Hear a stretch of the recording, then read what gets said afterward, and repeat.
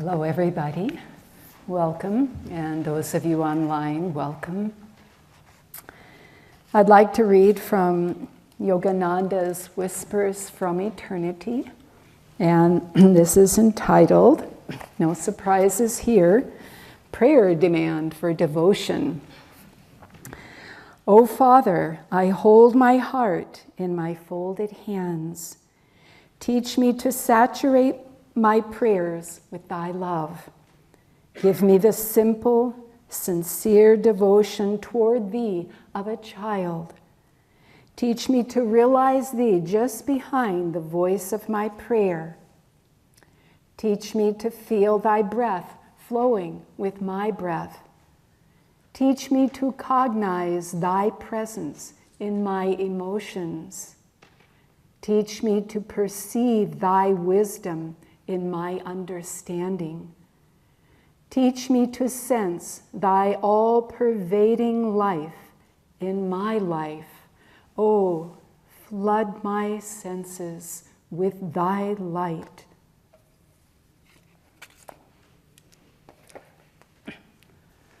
So our topic today is, by thinking can we arrive at understanding? But it's really devotion and inner communion.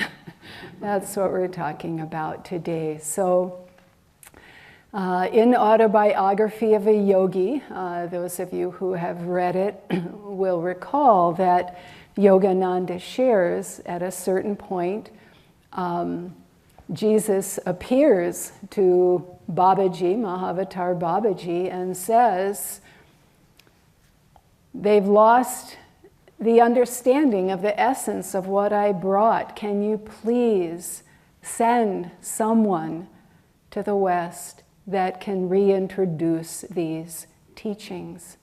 And so in our Festival of Light, which we celebrate every Sunday, there's a very important part in there that echoes this request on behalf of Jesus to Babaji, and it says, "The lights on the high altar of my church," he said, "have been growing dim, though still lit on lower altars of good works.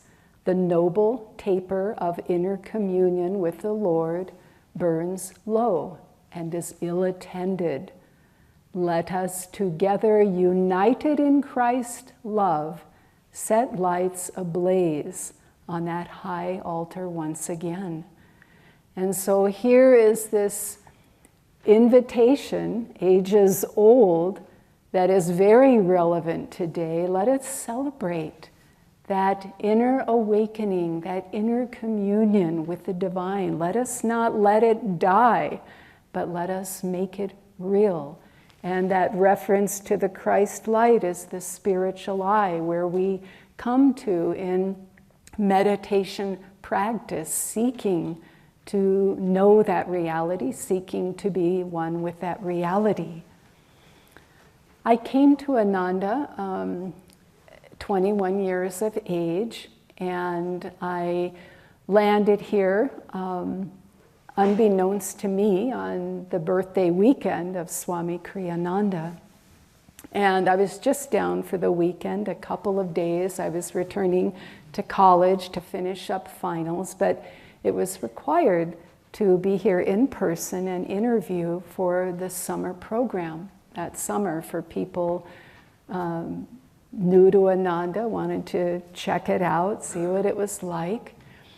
And I was at a gathering, which was a celebration for Swamiji's birthday. It was a very small group of people, and it was outdoors. There wasn't much indoors in those days. Certainly not for even a group of 15 or 20 people. And I just sat a little bit away from Swamiji, and he didn't say much, or maybe I came after he said something. I mean, there wasn't much exchange there, and I can't even remember if I really met him on that occasion. But at any rate, looking at him, I knew on some level that this person represented what is true.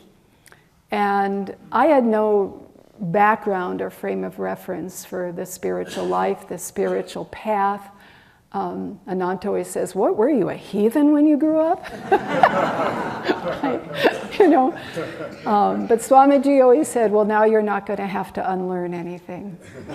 And but anyway, I somehow, you know, some soul faculty came to the fore, and I could just recognize truth and goodness there. Shortly after that, I had an interview with Swamiji, and which he gave to people who wanted one, and so I went over to his house at Ayodhya. The Crystal Hermitage is what it's called now. And I had a few questions that were relevant to my 21 years of life experience. They were significant to me. And you know, he asked me, where do you go to college? What are you studying? What do you want to do? You know, just, he didn't know who I was, and I didn't know who he was. So it was a very friendly conversation, and on topics that were relevant. And afterwards, we parted. I said goodbye, and some short time after that, between leaving his home and walking over to the main farm here at the village, I realized that the questions I had were not vocalized. I didn't ask them, I didn't remember them. And somehow that meeting had dissolved their significance. And this I really wondered at. I mean, it really caught my attention. And because these were, you know, again, 21 years of life experience, but these were important questions to me. And I had missed the opportunity. And I had to ask myself, what happened? And again, somehow I realized that his consciousness was so elevated, there just wasn't room for a problem, at least not my problems. And that afterwards I just felt so lifted, I felt so above the little things that we worry about and the big things that we worry about in this world. For those of us who knew Swamiji, but for anyone who's read any of his books, read about his life, listened to his music, I just can't stop being in awe at the opportunity we have, a real front row seat, to experience, even now, he's not in the body, but even now, his life of discipleship and his devotion, his complete and total devotion to his guru. Swamiji was very intellectual. He was a smart man. And growing up in school, he gravitated towards that. He had an affinity towards it, and it interested him to a certain degree, that development of the conscious mind. And he came to Yogananda, and that's, you know, part and parcel of what he came with. And he was around, you know, other young people, older people, there. He was very new, it was all very new to him, guru, spiritual life, everything. But on some level he knew, this is true, this is good, I am pursuing this. And he was very interested in, of course, the teachings and, you know, trying to learn about the teachings and understand them. And there were other people so interested as well, and just coming with all kinds of spiritual information, just this smorgasbord of spiritual fact and reality, or not fact and not reality, just, you know, wow, this is interesting, extraterrestrials and life on other planets, and this fad and this food diet and this miraculous natural cure, and just on and on and on, more than he could really deal with and integrate. And he decided for himself to set a personal standard. If Master didn't say it, then he wasn't going to give it any energy or try to really work it. And that was his qualification. So someone would present something with great enthusiasm, you know, just great excitement, and he would say to Master, say it. and if not, end of discussion. That was the bar that he held up for himself. And it helped him to gain clarity. It helped him to gain understanding, to be able to discern what is real and what isn't real. And why was it important if Master said it? Because Master Yogananda was a God-realized being. And again, even though Swamiji was new to all of this, he knew on a soul level without a doubt that he was of very high consciousness, and he not only wanted to follow that, but he wanted to devote himself to seeking that very same consciousness and being one with that consciousness. And so he would ask, did Master say it? And again, being of an intellectual nature, it's what came naturally to him as he tried to incorporate and move forward on the spiritual path.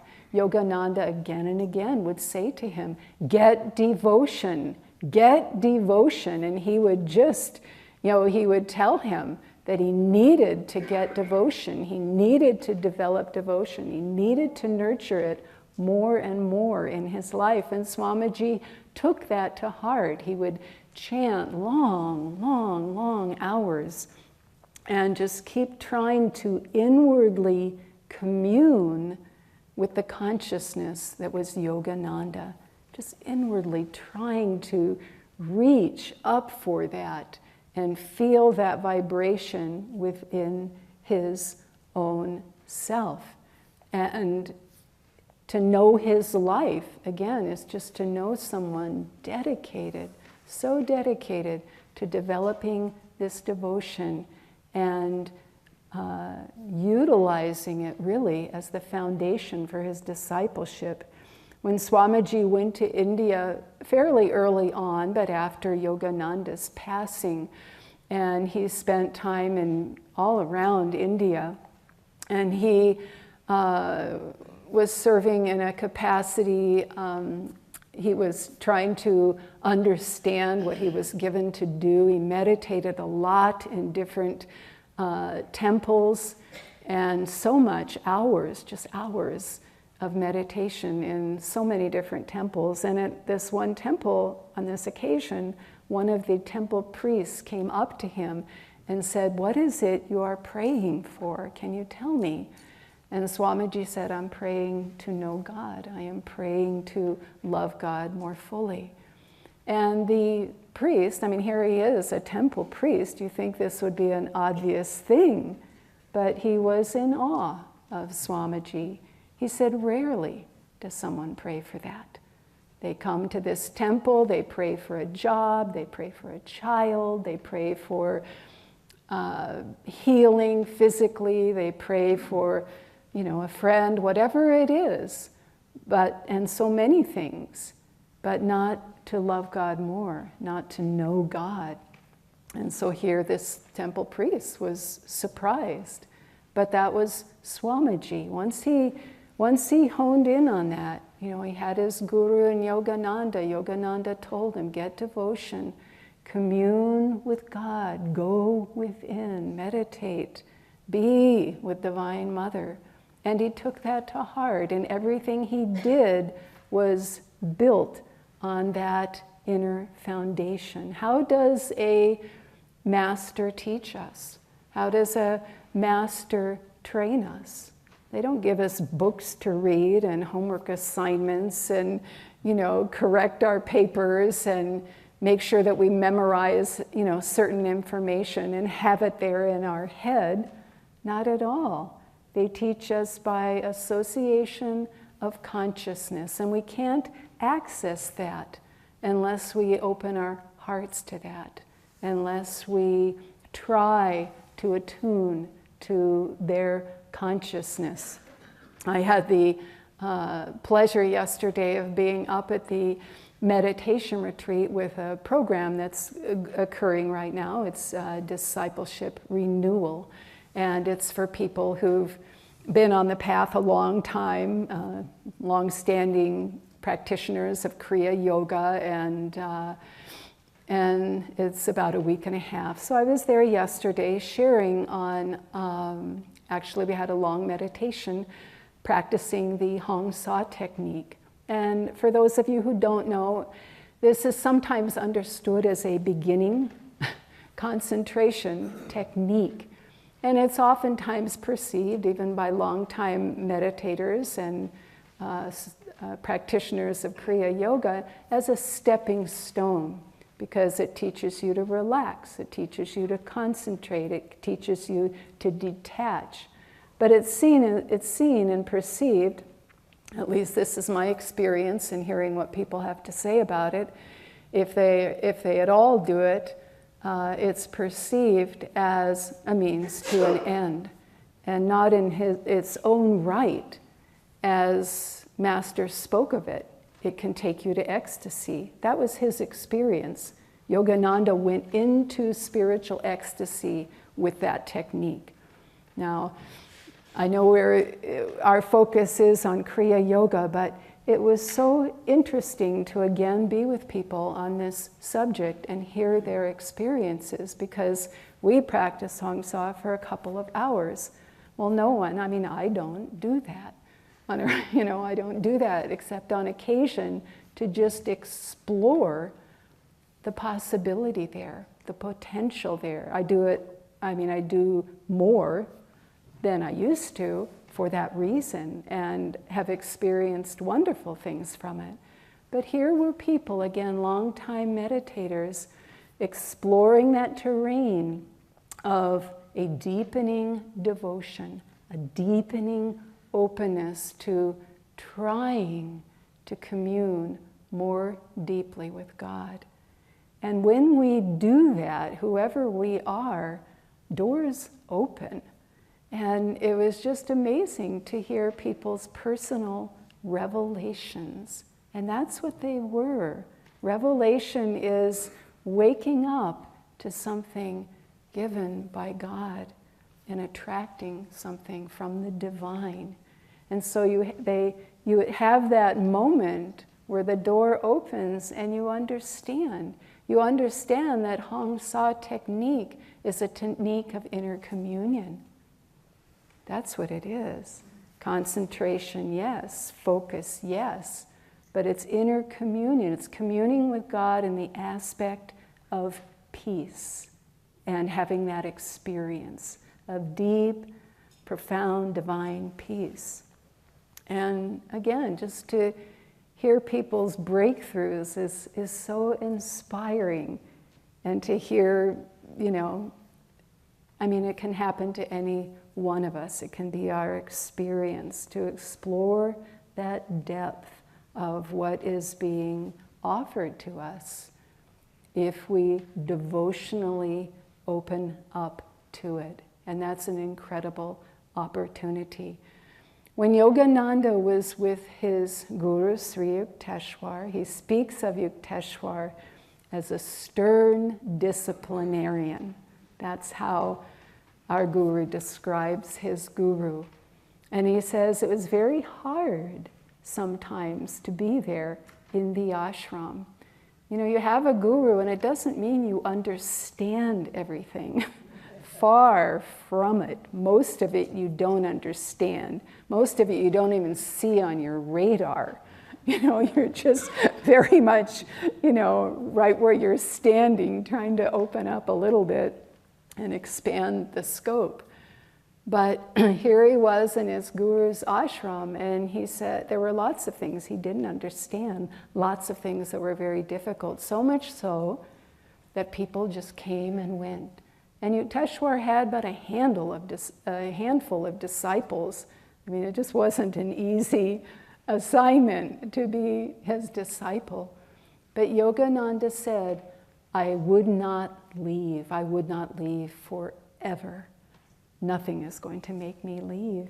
And his devotion was so deep and so full that it allowed him to see through the Maya, see through, be able to look at misunderstanding, lack of understanding, and just say, it'll come in time kind of thing, willing to just be there with it and trust that something wondrous is going to unfold, and to just be present there in the heart. And so, Yogananda, I was remembering when he was on the East Coast early on when he came, and remember he spoke of being at Carnegie Hall and chanting there with all of those gathered, and there were thousands. And his students advised him against it. Don't do this, they're new, they're not going to get it. And, just do the lecture, I assume. And Yogananda led them in Oh God Beautiful for over an hour. They chanted. And in references I've seen, I don't know, maybe someone knows, you can tell me afterwards, if there was a particular subject he talked about that day, or even how long that lecture was. The reference is always, he was at Carnegie Hall and he led them in chanting. It was over an hour, and Yogananda said, and people were healed by that experience. Not by what he said, not by his intellect, and he knew something about anything. He was God conscious. If something needed to be shared or taught or just a discussion, it was there. That knowledge was there. He was omnipresent. He was omniscient. He had it all there. But he reached people through the heart. He reached people through the song. Like Swamiji, when he first wrote music, started writing his music and had a collection of songs, and he referred to it as philosophy and song because it was so palpable that way. Just so much easier to take it in instead of through the intellect, to receive it in the heart, and to receive on such a level that it could transform people, it could change people, it could lead their consciousness, not in a manipulative way, but lead it if one was aspiring toward higher consciousness. I remember once listening to Swamiji sing a lullaby of all things, a children's lullaby. Not even through the first sentence. He had such a powerfully healing voice. And my consciousness was just lifted to prayer for my Guru Bhais. I didn't sit down to do that. I sat down to hear Swamiji sing. But a consciousness like that is so open, so devoted to being one with God, aspiring to be one with God, is a powerful consciousness for change. And that was the thread of Swamiji's life from beginning to the end of his incarnation in that body. Very near the end of his life, he said, his prayer was to Divine Mother, if there's anything left for me to do, let me know. My whole life has been for my Guru. I don't want to leave anything undone. If there's something else I need to do, let me know, and I will do my best to do it, even in this body. And Divine Mother came to him and said, love me more deeply. Always, that was the same. From beginning to end was that devotion to his Guru and to serving that highest consciousness, which is above and beyond the intellect. Intellect and reason and feeling is the way Yogananda put it. And these two come together and are balanced when we seek and realize our oneness with the divine. We're going to do a song now written by Swami Kriyananda based on a story by Paramhansa Yogananda about willpower. Big frog, little frog.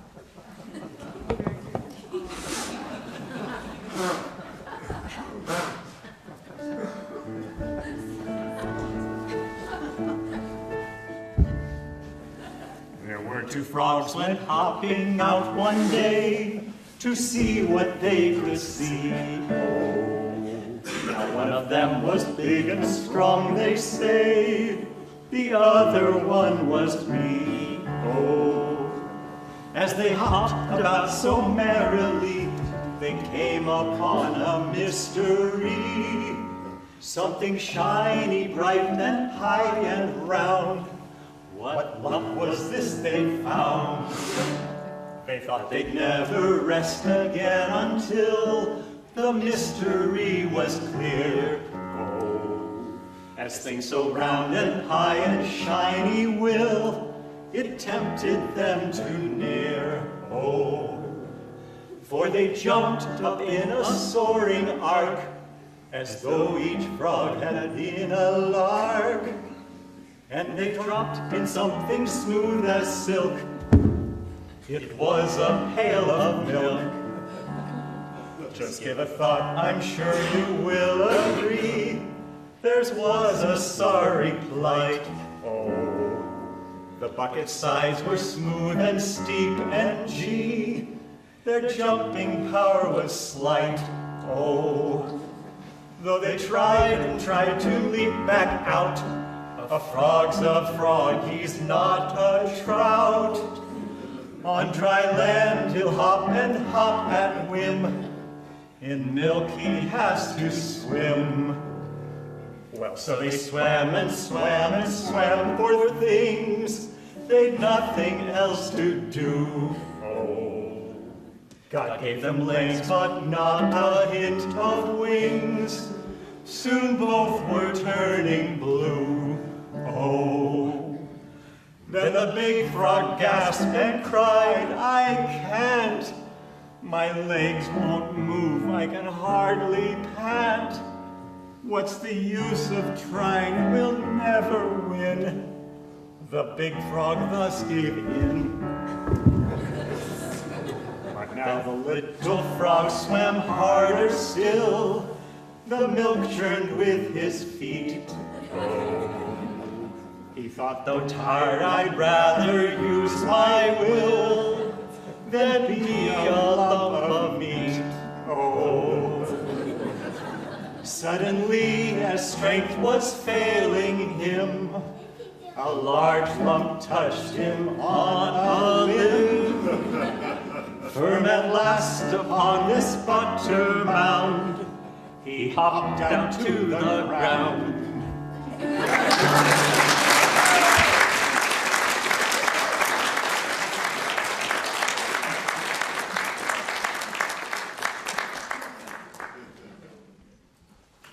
Lift your hearts up to the Lord. Hallelujah, hallelujah.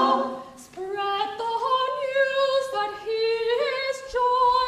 Hallelujah, hallelujah.